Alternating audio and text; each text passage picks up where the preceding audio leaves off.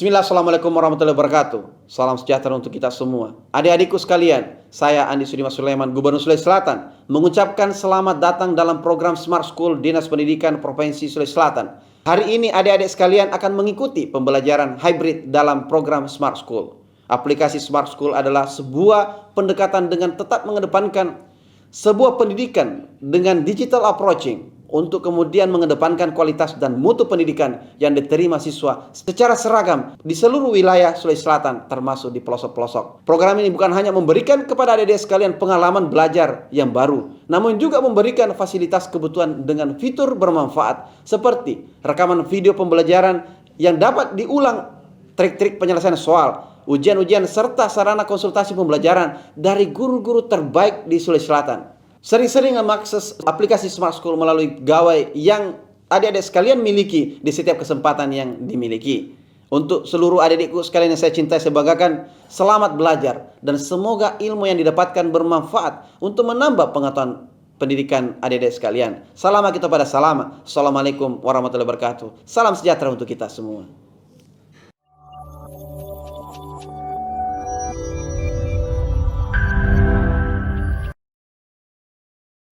Assalamualaikum warahmatullahi wabarakatuh. Selamat pagi dan salam sejahtera untuk kita semua. Yang terhormat Bapak Ibu Guru Pendamping dan anandaku semuanya yang ada di Provinsi Sulawesi Selatan. Bagaimana kabarnya hari ini? Sudah siap mengikuti pelajaran? Baik, bersama dengan Ibu Asraningsi, kita akan membahas tentang literasi bahasa Indonesia dan pemahaman membaca dan menulis dengan materi ulasan dan ejaan.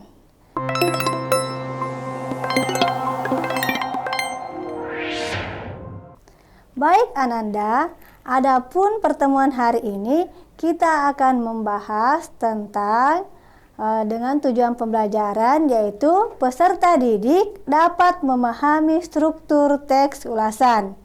Yang kedua, peserta didik dapat memahami penulisan ejaan yang tepat.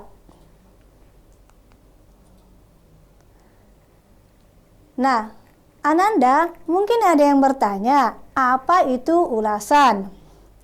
Teks ulasan atau sering disebut resensi atau review merupakan teks yang mengupas, menafsirkan, atau mengomentari sebuah karya fiksi dan non-fiksi yang dimuat pada koran, majalah, atau ditonton di TV atau YouTube dan dipublikasikan website atau laman. Nah, teks ulasan juga berisi penilaian atau tanggapan penulis terhadap objek yang diulas. Penulis memberikan informasi kepada pembaca mengenai standar kelayakan dan kepatutan suatu karya. Penilaian tersebut berisi kelebihan dan kekurangan karya tersebut.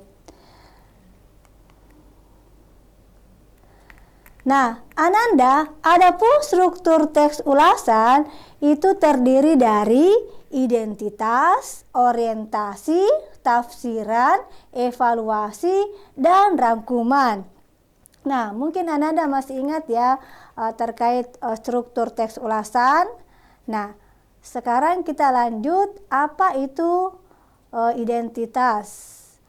Identitas itu mencakup judul karya, pembuat atau pengarang, waktu peluncuran karya, dan lainnya. Pada bagian ini bisa disusun sebelum teks ulasan atau tidak dinyatakan secara langsung seperti pada teks ulasan film dan lagu. Contoh identitas novel mencakup judul, pengarang, penerbit, tahun terbit, tebal halaman, ukuran buku, bahkan harga buku. Nah, selanjutnya ada orientasi. Orientasi berisi gambaran umum karya atau benda yang akan diulas. Gambaran umum karya atau benda tersebut dapat berupa nama, kegunaan, dan sebagainya.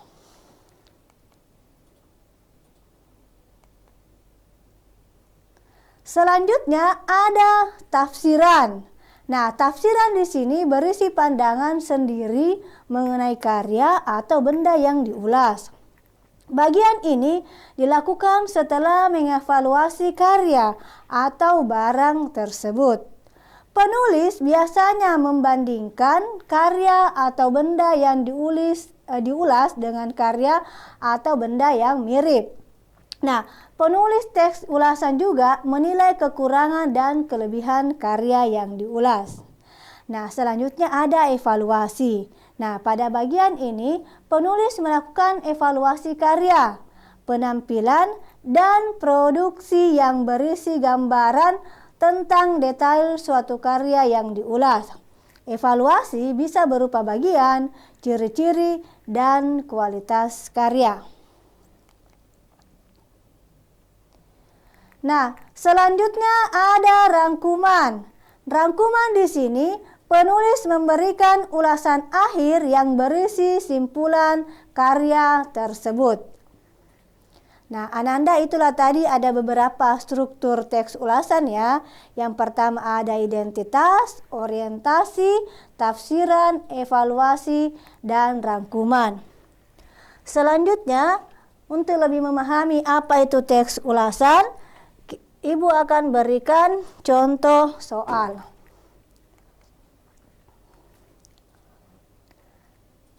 Ya, di sini ada paragraf. Nah, mungkin Ananda ada yang membantu Ibu untuk membaca paragraf berikut. Silakan. Untuk Bapak Ibu guru pendamping juga mohon membantu Ananda. Silakan. Jadi sekaligus juga Ibu mengecek ya apakah berpartisipasi di pembelajaran hari ini di Smart School.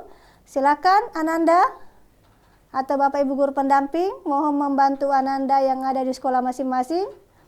Ya, silakan angkat tangannya atau raise hand membacakan paragraf berikut. Silakan dari SMA mana? Ya. Baik, cermatilah paragraf berikut. Sulit sekali menemukan kekurangan pada buku ini. Semua unsur yang seharusnya dimiliki sebuah karya fiksi terpenuhi dalam buku ini. Bagi siswa yang tidak senang membaca karya sastra, memang buku ini tidak begitu menarik sebab novel ini serius dan tidak cukup menghibur. Nah, sekarang pertanyaannya adalah masalah yang dinilai dalam penggalan resensi tersebut adalah A. Kekurangan atau kelemahan novel tersebut, B. Keunggulan atau kelebihan novel tersebut, C. Novel tersebut tidak menarik bagi remaja, D. Kekurangan dan kelebihan novel tersebut, E. Novel tersebut sangat menarik. Nah, Ananda, pertanyaannya Ibu ulangi, masalah yang dinilai dalam penggalan resensi tersebut adalah apakah A. membahas tentang kekurangan, B. keunggulan, C.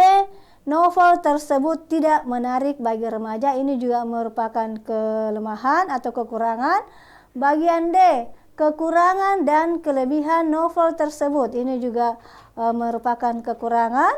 Bagian E. Novel tersebut sangat menarik.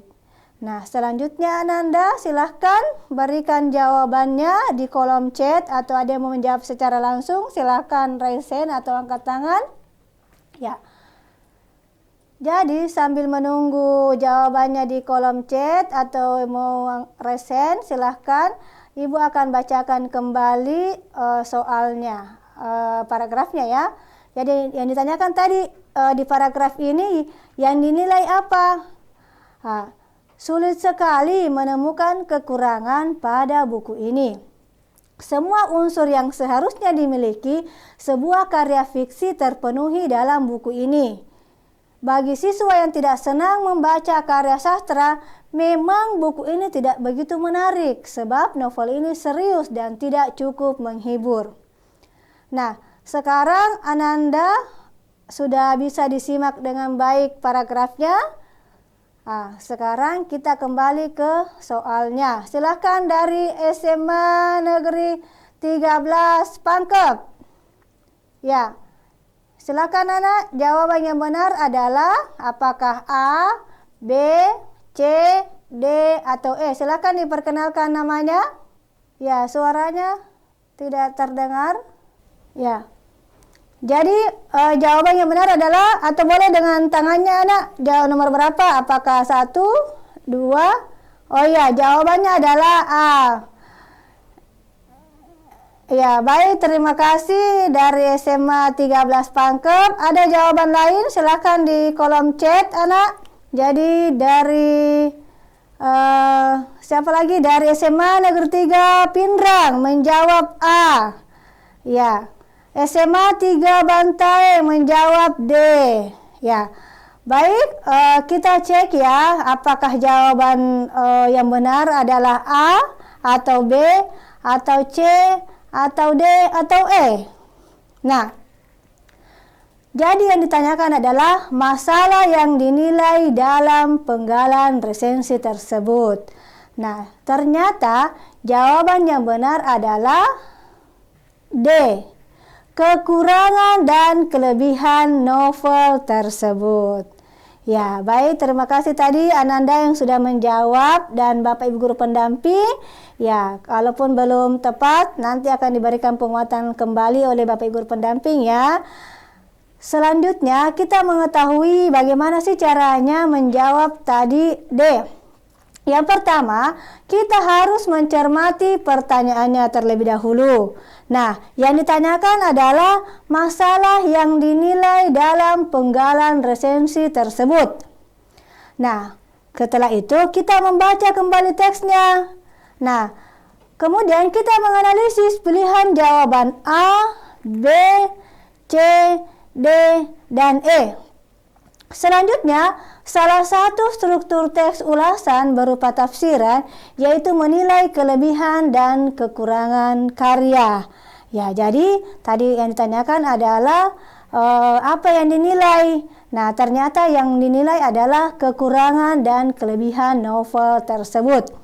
Nah, sekarang mari kita bersama-sama membaca kembali ini soalnya ya, masalah yang dinilai dalam penggalan resensi tersebut. Nah, kalau bagian A itu hanya membahas tentang menilai saja kekurangan atau kelemahan, bagian B hanya menilai keunggulan atau kelebihan. Bagian C, novel tersebut tidak menarik bagi remaja.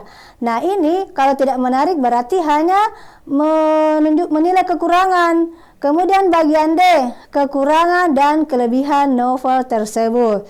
Nah, kalau bagian D ada kekurangan, ada juga kelebihan. Bagian E, novel tersebut sangat menarik. Nah, kalau sangat menarik berarti adalah keunggulan atau kelebihan. Jadi Ananda yang membedakan antara pilihan jawaban A, B, C, D, dan E itu hanya yang berbeda adalah pilihan jawaban D. Karena di situ menilai tentang kekurangan dan kelebihan novel tersebut. Nah, sekarang kita pastikan di paragrafnya.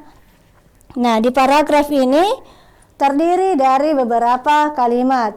Kalimat pertama, sulit sekali menemukan kekurangan pada buku ini.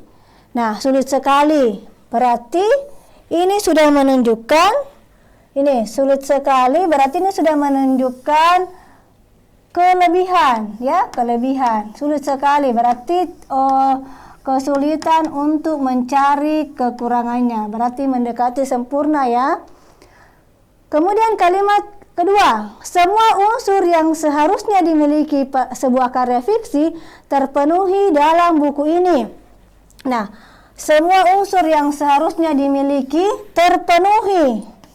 Nah, berarti ini masuk juga kelebihan atau keunggulan. Ya. Nah, selanjutnya, bagi siswa yang tidak senang membaca karya sastra, memang buku ini tidak begitu menarik, sebab novel ini serius dan tidak cukup menghibur. Nah, ada kata tidak senang membaca, kemudian tidak begitu menarik, berarti ini menunjukkan ada juga tidak cukup menghibur, berarti ini kontra, berarti ini masuk ke dalam kelemahan.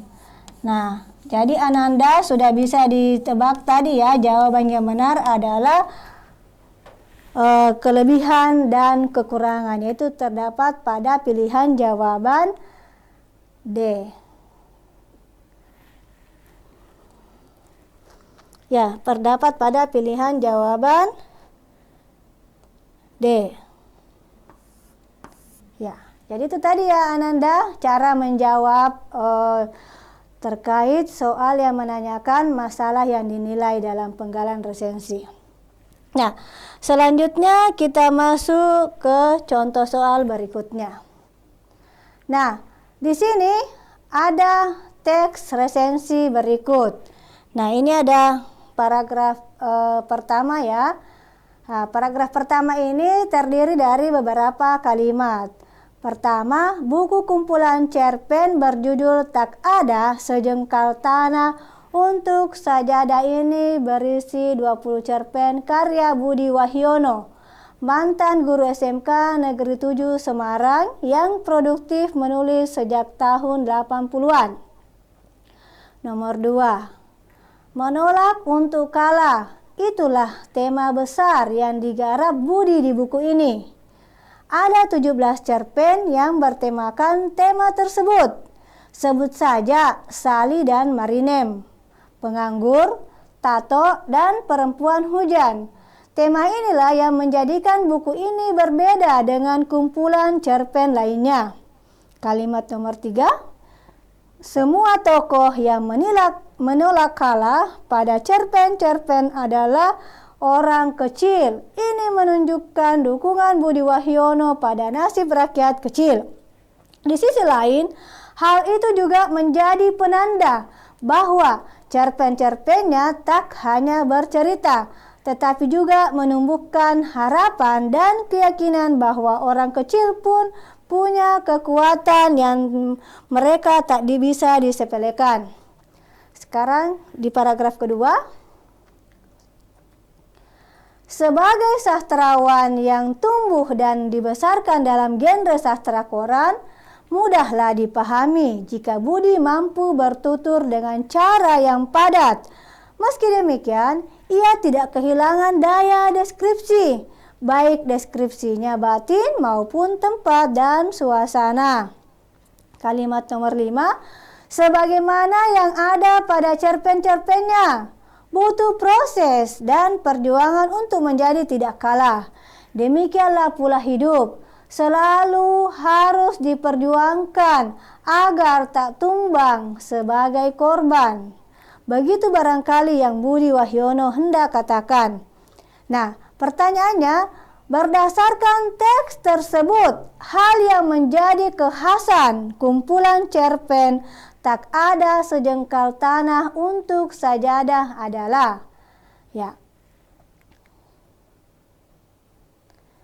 Jadi, apakah A. alur, B. tokoh, C. amanat, D. tema, E. kepengarangan. Nah, kira-kira yang menjadi kekhasan kumpulan cerpen Tak Ada Sejengkal Tanah untuk Sajadah adalah apakah A. alur, B. tokoh, C. amanat, D. tema, E. kepengarangan.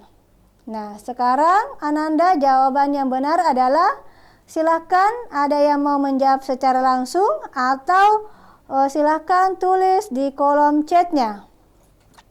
Jadi mohon kepada Bapak Ibu Guru pendamping agar menemani Ananda jika ada kendala dalam menjawab soal tersebut. Silahkan, ada yang mau mencoba menjawab? Silakan anak, raise hand atau angkat tangan atau dijawab ya. Ada dari SMA Negeri 23 Bone. Silakan, yang sedang duduk melantai ya, silakan anak. Ya, ada yang mau menjawab? Silakan maju ke depan. Ya, silakan. Jawaban yang benar adalah jawabannya C. Baik, terima kasih. Jadi amanat ya. Dari SMA Negeri 25 Bone. Ada yang mau menjawab lagi dari sekolah mana? Silakan. Ya, silakan. atau di kolom chat jawabannya benar adalah apakah A. alur, B. toko? Ya, dari SMA Negeri 7 Pindrang. Silakan Ananda. Jawaban yang benar apa? Atau boleh dengan menggunakan tangannya saja. Jawabannya C. amanat. Ya, sama ya tadi. Ada jawabannya lain lagi. Terima kasih dari Ananda dan guru pendamping yang ada di sekolah masing-masing. Ya, baik. Selanjutnya kita mengecek jawaban yang benar adalah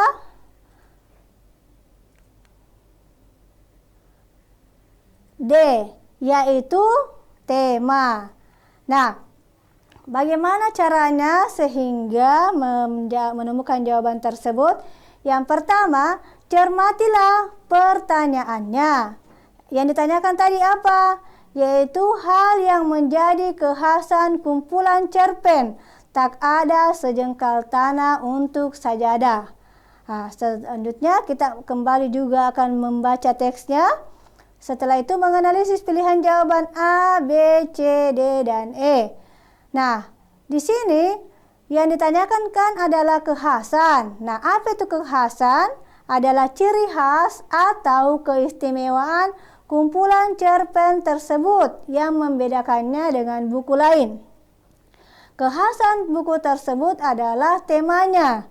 Nah, tema tentang menolak untuk kalah itulah yang membedakannya dengan buku lain. Jadi seperti itu ya Ananda.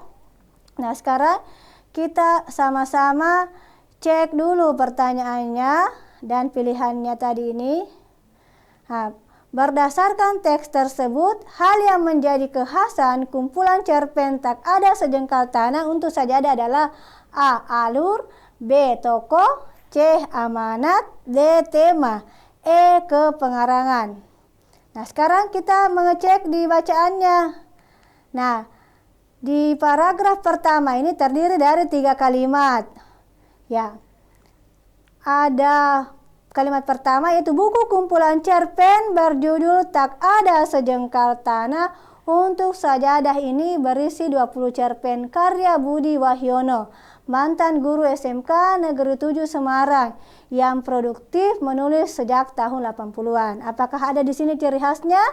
Jadi kalau di sini hanya memaparkan tentang isi daripada cerpen ini, jumlahnya ya atau identitasnya. Kemudian penulisnya itu adalah Budi Wahyono. Nah, kemudian kita masuk di kalimat kedua. Nah, kalau tadi kalimat pertama itu hanya memaparkan identitas ya, dari buku karang Tak Ada Sejengkal Tanah. Nah, kemudian kalimat nomor 2, menolak untuk kalah. Itulah tema besar yang digarap Budi di buku ini. Ada 17 cerpen yang bertemakan tema tersebut. Sebut saja Sally dan Marinem, Penganggur, Tato, dan Perempuan Hujan. Tema inilah yang menjadikan buku ini berbeda dengan kumpulan cerpen lainnya. Nah, di sini Ananda, kita sudah menemukan jawaban yang benar adalah yaitu pada kalimat nomor 2, menolak untuk kalah. Nah, itulah tema besar yang digarap Budi. Ada kata kunci di sini ya, tema besar. Kemudian juga menjadikan buku ini berbeda dengan kumpulan cerpen lainnya. Jadi secara tidak langsung kita sudah dapat mengetahui jawabannya, yaitu ada pada tema. Jadi sudah tepat ya jawabannya. Nah, selanjutnya kalau untuk kalimat nomor 3 itu hanya memaparkan tentang tokoh-tokoh pada cerpen tersebut, yaitu berpihak pada rakyat kecil. Nah, kemudian untuk kalimat nomor 4 itu sebagai sastrawan yang tumbuh dan dibesarkan dalam genre sastra koran, mudahlah dipahami jika Budi mampu bertutur dengan cara yang padat. Meski demikian, ia tidak kehilangan daya deskripsi, baik deskripsi batinnya. Jadi hanya di sini memaparkan tentang kepengarangan Budi Wahyono ya. Kemudian nomor 5, sebagaimana yang ada pada cerpen-cerpennya, butuh proses dan perjuangan untuk menjadi tidak kalah. Demikianlah pula hidup selalu harus diperjuangkan agar tak tumbang sebagai korban. Begitu barangkali yang Budi Wahyono hendak katakan. Jadi jawaban yang benar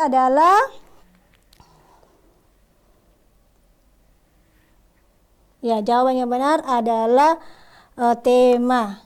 Ya, jadi itu ya Ananda cara menjawabnya.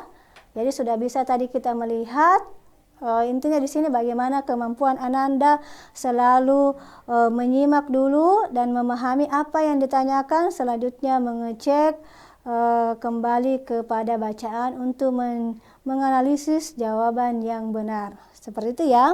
Jadi mudah ya Ananda untuk menjawab pertanyaan tersebut. Jadi mohon juga untuk Bapak Ibu guru pendamping untuk memberikan penguatan lagi lebih lanjut kepada Ananda. Nah, selanjutnya kita masuk ke materi yang kedua, yaitu kita masuk ke ejaan atau huruf kapital.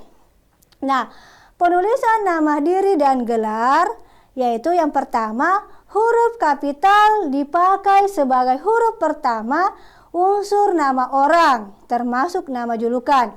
Misalnya Amir Hamzah, Dewi Sartika, Rudolf Diesel, Halim Perdana Kusuma. Jadi itu tadi Ananda ya, masing-masing di huruf pertamanya menggunakan huruf kapital apabila dia dari unsur nama orang termasuk nama julukan. Misalnya Amir Hamzah, di situ ada huruf yang ditebalkan ya Ananda, itu menandakan bahwa penulisan nama diri menggunakan huruf kapital. Ya, ada Rudolf Diesel, Halim Perdana Kusuma. Seperti itu ya. Nah, namun ada yang menjadi catatan. Yang pertama, huruf kapital tidak dipakai sebagai huruf pertama nama orang yang merupakan nama jenis atau satuan ukuran. Misalnya ikan mujair, mesin diesel 5 ampere 10 volt. Ini tidak perlu menggunakan huruf pertama huruf kapitalnya. Jadi itu ikan mujair karena dia nama jenis ya, nama jenis hewan. Kemudian mesin diesel ini nama jenis dan satuan ukuran 5 ampere, itu tidak menggunakan huruf kapital, tetap ditulis huruf kecil. Itu yang menjadi catatan pertama ya. Selanjutnya catatan yang kedua, huruf kapital tidak dipakai untuk menuliskan huruf pertama kata yang bermakna anak dari, seperti bin, binti, boru, dan fan, atau huruf pertama kata tugas. Misalnya Abdul Rahman bin Saini, Siti Fatimah binti Salim, Indani Boru Sitanggang. Nah, di sini menunjukkan bahwa penulisan bin, binti, boru atau anak dari itu tidak ditulis huruf pertamanya dengan menggunakan huruf kapital. Seperti itu ya Ananda, bisa dipahami? Nah, selanjutnya masih dengan penulisan nama diri dan gelar. Huruf kapital dipakai sebagai huruf pertama unsur nama gelar kehormatan, keturunan, keagamaan, atau akademik yang diikuti nama orang, termasuk gelar akademik yang diikuti nama orang. Misalnya Sultan Hasanuddin, Mahaputra Yamin, Haji Agus Salim, Imam Hamba. Jadi masing-masing mengawali huruf pertamanya dengan huruf kapital. Sultan itu adalah nama gelar ya, tetapi harus ditulis dengan awal atau huruf pertama kapital. Mahaputra huruf kapital, di situ ada huruf yang dicetak tebal ya Ananda. Itu menunjukkan bahwa huruf pertama unsur nama gelar kehormatan ditulis dengan huruf kapital. Selanjutnya, huruf kapital dipakai sebagai huruf pertama unsur nama gelar kehormatan, keturunan, keagamaan, profesi, serta nama jabatan dan kepangkatan yang dipakai sebagai sapaan. Misalnya, selamat datang yang mulia, semoga berbahagia Sultan, terima kasih Kiai, selamat pagi dokter. Jadi di situ ada kata yang mulia, Y diawali atau di huruf pertama kapital, M huruf kapital, Sultan huruf kapital S, Kiai huruf kapital K, dokter huruf kapitalnya ditulis dengan huruf pertama ditulis dengan huruf kapital. Jadi merupakan gelar kehormatan, keturunan atau keagamaan profesi, serta nama jabatan dan kepangkatan yang dipakai sebagai sapaan. Selanjutnya, huruf kapital dipakai sebagai huruf pertama unsur nama jabatan dan pangkat yang diikuti nama orang tertentu, nama instansi atau nama tempat. Misalnya, Wakil Presiden Adam Malik, Perdana Menteri Nehru, Profesor Supomo, Laksamana Muda Udara Hussein Sastra Negara. Jadi Ananda di situ ada huruf yang dicetak tebal menunjukkan bahwa itu diawali atau ditulis dengan huruf kapital karena merupakan unsur nama jabatan dan pangkat yang diikuti nama orang tertentu atau nama instansi atau nama tempat. Misalnya tadi itu ada Wakil Presiden Adam Malik, Wakil Presiden itu jabatan tetapi tetap ditulis huruf pertamanya dengan menggunakan huruf kapital. Perdana Menteri juga jabatan, huruf kapital juga diawali dengan huruf pertamanya Perdana Menteri. Profesor, ya jadi ini juga diikuti dengan nama orang dan ditulis dengan huruf kapital. Selanjutnya Laksamana Muda Udara Hussein Sastra Negara, ini nama tempat ya, jadi dan diikuti juga dengan nama jabatan. Nah, itu harus menggunakan huruf pertama kapital. Selanjutnya penulisan nama diri dan penulisan nama bangsa, suku bangsa dan bahasa. Nah, jadi di sini Ananda ada contohnya ya, huruf kapital dipakai sebagai huruf pertama nama bangsa, suku bangsa dan bahasa. Misalnya bangsa Indonesia, suku Dani, bahasa Bali. Itu diawali dengan huruf kapital ya. Atau ditulis huruf pertamanya kapital. Nah, di sini ya Ananda contohnya ini bangsa Indonesia. Kata bangsa itu tidak ditulis dengan huruf pertama huruf kapital ya. Dani menandakan bahwa suku Dani, bahasa Bali menunjukkan bahwa bahasa Bali ditulis huruf pertamanya kapital ya. Nah, namun ada yang menjadi catatan yaitu nama bangsa, suku bangsa yang dipakai sebagai bentuk dasar kata turunan tidak ditulis dengan huruf kapital. Misalnya pengindonesiaan, kata asing, penginggris-inggrisan, kejawa-jawaan. Jadi itu tidak ditulis huruf pertama dengan huruf kapital. Jadi ini ada kata Indonesia, Inggris, Jawa. Jadi seperti itu ya Ananda untuk penulisan nama bangsa, suku bangsa dan bahasa. Apabila misalnya bangsa Indonesia itu untuk kata bangsa tidak menggunakan huruf kapital, untuk kata Indonesia yang menggunakan huruf kapital huruf pertamanya. Kemudian suku Dani,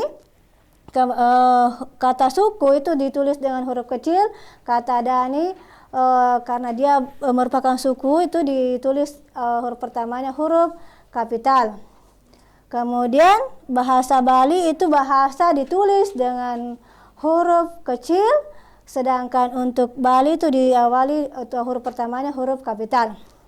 Nah, kemudian ada yang menjadi catatan yaitu pengindonesiaan, kata asing, kemudian keinggris-inggrisan, kejawa-jawaan. Dia sudah menyatu dengan bentuk dasar kata turunan, tidak ditulis dengan huruf kapital. Selanjutnya,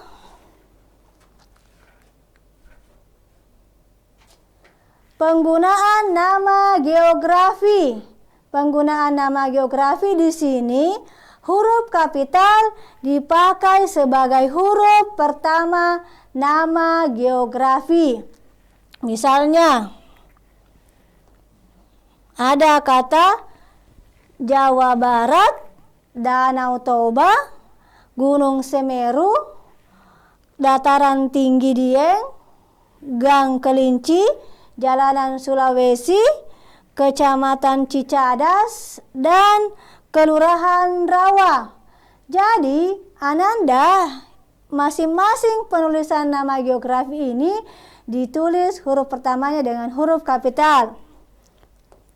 Jadi ini ada kata Jawa Barat, jadi J itu ditulis huruf kapital, B huruf kapital, Danau Toba di masing-masing di huruf pertamanya ditulis atau menggunakan huruf kapital ya. Seperti itu.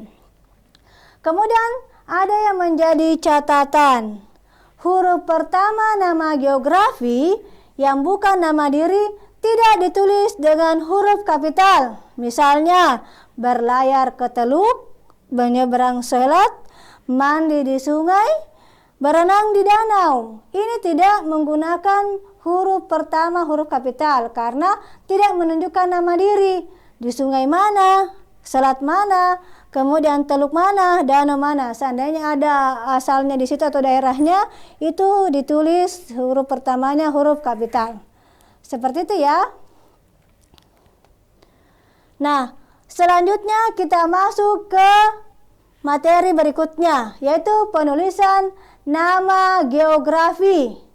Nah, nama geografi di sini huruf pertama ditulis dengan menggunakan atau catatan yang kedua di sini adalah huruf pertama nama diri geografi yang dipakai sebagai nama jenis tidak ditulis dengan huruf kapital. Misalnya, jeruk Bali.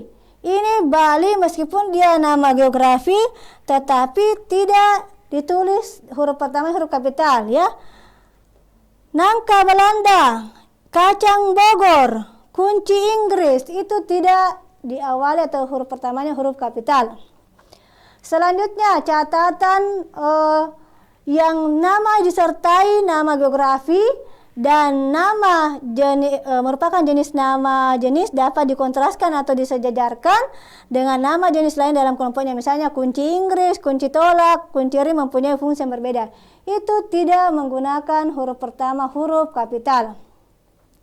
Selanjutnya kita masuk ke contoh soal. Bagaimana Ananda bisa dibaca teksnya? Mungkin ada yang ingin membantu ibu dalam membaca teksnya, ya, membaca teksnya. Silakan Ananda. Apakah terlihat di layar masing-masing contoh teksnya? Silakan raise hand atau angkat tangannya. Silakan anak. Ya, dibaca soalnya. Ya. Jadi Ananda silakan dibaca teksnya. Ada yang membantu ibu? Silakan raise hand untuk membaca teks berikut. Ya, baik. Apresiasi untuk SMA Negeri 25 Bone, tepuk tangan. Ya, terima kasih ya Ananda dan Bapak Ibu guru pendamping sudah membacakan teksnya. Nah, sekarang kita cermati soalnya. Nah, pertanyaannya adalah kalimat yang menggunakan huruf kapital secara tepat adalah kalimat A. 1, B. 2, C. 3, D. 4, E. 5. Nah, kira-kira jawaban yang benar apa Ananda? Silakan, ada yang mau menjawab secara langsung, silakan raise hand atau angkat tangannya. Atau boleh juga di kolom chatnya nak, silakan. Apakah kalimat nomor 1 menggunakan huruf kapital yang tepat, atau kalimat nomor 2, atau kalimat nomor 3, atau kalimat nomor 4, atau kalimat nomor 5.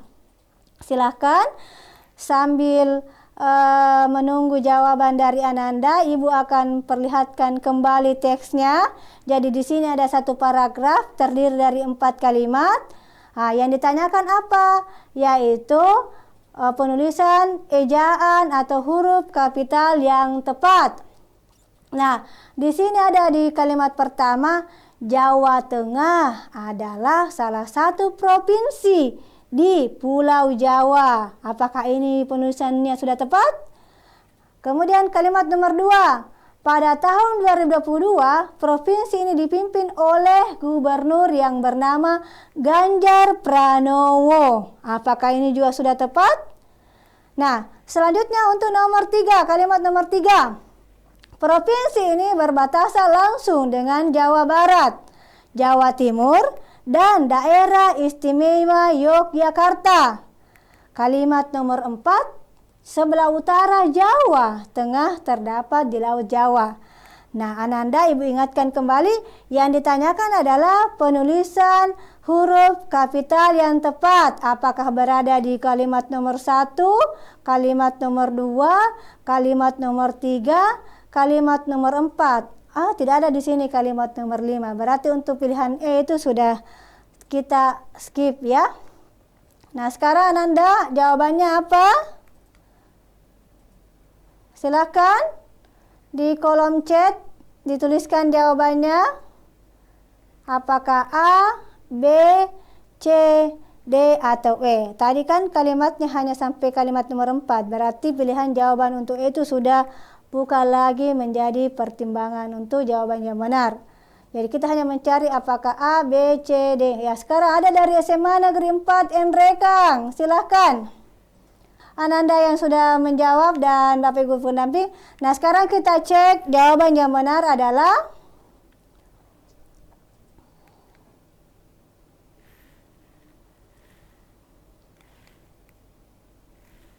ya, ternyata jawaban yang benar adalah C, yaitu pada kalimat nomor 3. Ya, baik, tepuk tangan untuk Ananda yang sudah menjawab dengan benar. Ya.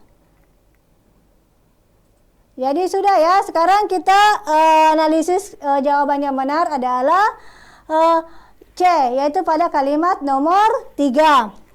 Nah, tips dan triknya adalah yang pertama kita harus mencermati apa pertanyaannya. Yang ditanyakan adalah kalimat yang menggunakan huruf kapital secara tepat. Ya, apakah itu tadi A, B, C, dan D. Kemudian kita mencermati kembali teksnya. Setelah itu menganalisis pilihan jawabannya.